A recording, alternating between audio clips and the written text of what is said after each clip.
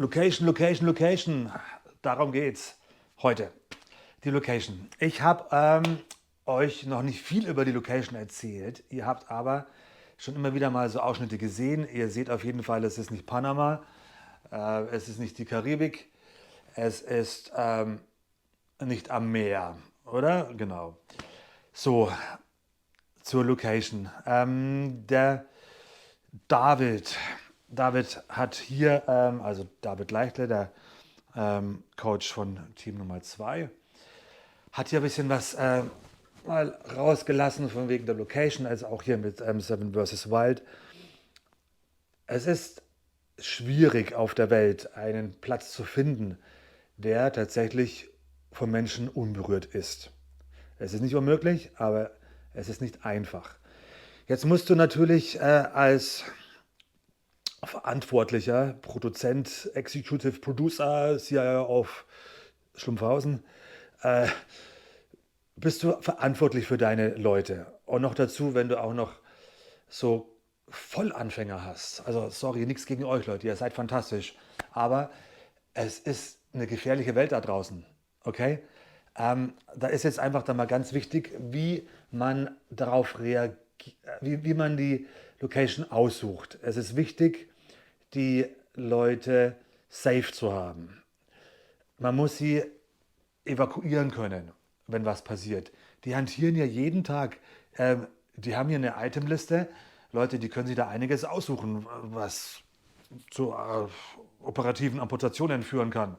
Also wir haben hier Macheten, wir haben hier Sägen, Äxte, Messer in allen Größen, ist alles möglich. Und du bist hier einfach in einer Extremsituation. Du schläfst nicht. Du bist draußen, du bist mit wilden Tieren draußen. Dich beschützt nur eine Tarpfolie. Oder kommt drauf an, was sich die bauen. Manche haben vielleicht die Idee, sich eine Blockhütte zu bauen, wenn sie so viel Energie haben. Aber trotzdem, du bist einfach draußen in den Elementen. Das macht was mit dir. Dann wird das Essen knapp. Du hast vielleicht noch von deinem Frühstück vom Hotel in der Früh, wenn es losgeht, noch den Bauch voll, aber das ist schnell ausgebrannt. Dein Körper hat eine Basis-Kalorienbedarf von 1800, also 1800 Kalorien und hast du noch nichts gemacht. So, wenn du jetzt dann noch was oben drauf legst, noch mit schwerer körperlicher Arbeit, kommen nochmal 500, 600, 800 Kalorien oben drauf. Und so, wer schon mal Weight Watchers gemacht hat und Kalorien gezählt hat, da ist in normalen Essen ist gar nicht so viel drin. Also, jetzt hier zum Beispiel bei Track and Eat. Wenn du da so eine Portion dir nimmst, dann ist hier eine High Full Power Kalorienration pro Person. Hat hier über 1000 Kalorien.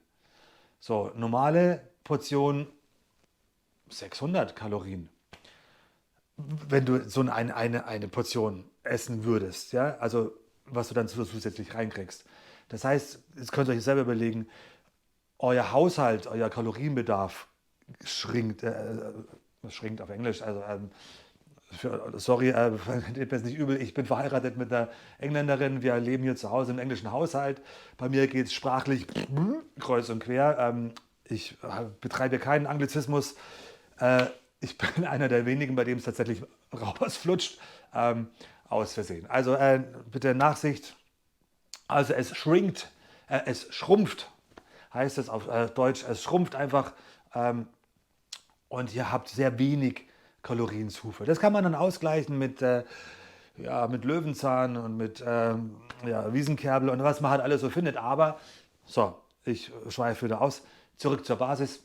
Man verletzt sich sehr leicht, weil man einfach nicht mehr ganz da ist. Man hat es noch nie gemacht vorher. Du musst einen Shelter bauen, du musst ein Feuer machen, sonst wird es kalt in der Nacht, dann regnet es auch noch und dann stürmt es und so. Also du musst die Leute evakuieren können. Wir haben vorbereitet. Wir haben natürlich hier Garmins, die haben ein GPS-Garmin dabei.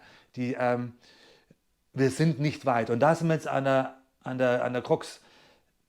Die müssen das Gefühl haben, weit weg zu sein und isoliert zu sein. Und wir isolieren die Leute. Ihr braucht nicht glauben, dass da einer in die Nähe kommt.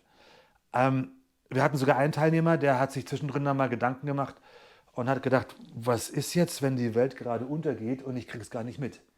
Apokalypse, die haben keinen Kontakt. Die sehen niemanden, die hören niemanden. Einziger Kontakt, der stattfinden muss, ist wegen Batterien austauschen,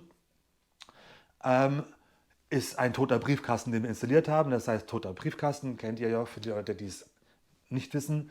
Die Leute laufen zu einem bestimmten Ort, wo wir einen Behälter, einen wasserdichten Behälter hinterlegt haben. Da legen wir, wenn die schlafen, in der Nacht gehen wir dahin, legen unsere frischen Batterien rein und können eine Nachricht empfangen von denen, wenn die sagen, Leute, wir haben heute Nacht einen Wolf gehabt, was sollen wir tun? So, also, und die Speicherkarten, darum geht es ja. Wenn es nämlich nicht gefilmt worden ist, ist es auch nicht passiert, aus meiner Sicht. So, also nur was gefilmt wird, ist auch passiert. So, da kriegen wir die Speicherkarten jeden Tag, weil sonst verlieren die Koten die auch noch. Also wir holen die Speicherkarten, geben denen neue Akkus. Das ist der einzigste Austausch, der hier stattfindet. So, also die müssen nahe an Transportwegen sein. Wir brauchen ein Krankenhaus in der Nähe, wir brauchen einen Hubschrauberlandeplatz, der muss da sein. Also ihr seht, es ist hier einiges zu beachten. So, also, aber jetzt, wo findet das Ganze statt? Soll es wieder Schweden sein? Soll es die erste Staffel schon gleich in Schweden sein? Wollen wir das uns selber zumuten? Soll es die Karibik sein? Leute, das ist eine kleine Produktion. Wir haben dann Flugkosten, wir haben dann im Mediteam müssen wir uns, also Ärzteteam muss dann bereitstehen. Wo soll das Ganze stattfinden? So, nee. Also, ich habe mir gedacht, back to the roots, back to survival. Ich selber habe meine ganze Kindheit in den Bergen verbracht in Tirol, was in Österreich liegt. Und warum nicht da anfangen, wo ich mich am besten auskenne? In den Alpen. Alpines Territorium, ja, das hat mir gefallen. Habe mich auf die Suche gemacht, habe zum Scouten angefangen. Das ist eine ziemliche Mammutaufgabe, eine Location zu scouten, zu finden, wo das alles zusammenpasst, wo du weit weg bist, wo keine Menschenseele vorbeikommt und dich stört, wo deine Teilnehmer auch tatsächlich autark leben können und nicht ständig irgendwie einen Funkmast vor der Nase haben. Dann geht es um Geräusche. Du willst nicht ständig irgendwie eine Autobahn oder Autos vorbeifahren, auch wenn die nicht eingreifen würden ins Geschehen. Aber allein ein Auto zu hören, bringt dich vollkommen raus. Also ist mein Anspruch, ich will das nicht hören, das sollen die auch nicht hören. Also das muss alles raus. So, also ich habe dann weit weg entfernt, tief in den Bergen drin, ein Gelände gefunden, das groß genug ist, auch noch 3 Teams unterzubringen.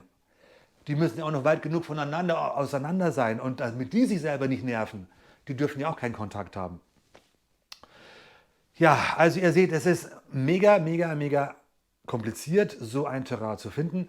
Und ich habe nach langer Suche habe ich das gefunden.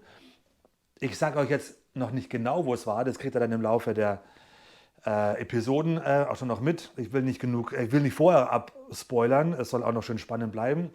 So, also, es ist alpin, es ist in Österreich. Wir sind auf guten 1000 Meter Höhe, plus, minus ein paar. Ja, ein großes Dankeschön aber auch an den Eigentümer. Es war nämlich ein Privatgrundstück. Es ist unglaublich, aber wahr, jawohl. Sowas gibt's. Ein riesen Wald mit Bergen, Plural, Bergen. Und das alles in der Hand von einer Person. Die werde ich auch noch nennen, aber nicht jetzt. Es ist noch zu früh. Ich will das noch nicht raushauen.